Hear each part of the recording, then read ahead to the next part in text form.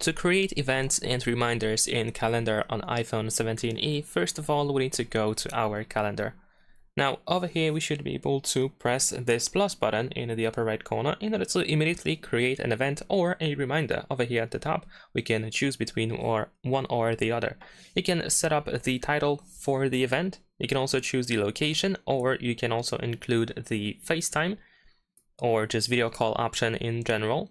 We can make the event last a whole day, and we can choose when the event starts. We can pick up the date and the time, of course, and we can choose when it ends. Of course, time is possible to be selected as long as the event doesn't last a whole day. There is also the travel time which we can include. We can decide if the event should be repeatable. We have the calendar, which we can choose. We can of course categorize our events and so on and so forth. We can even attach some notes if needed. Besides that, we have the reminder option where we can set up the title, notes, we can attach a link, we can adjust the date and time as well, and whether the reminder should be repeatable or not.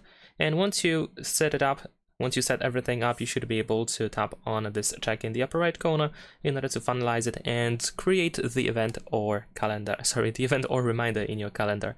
And that is pretty much it. Leave a like and subscribe.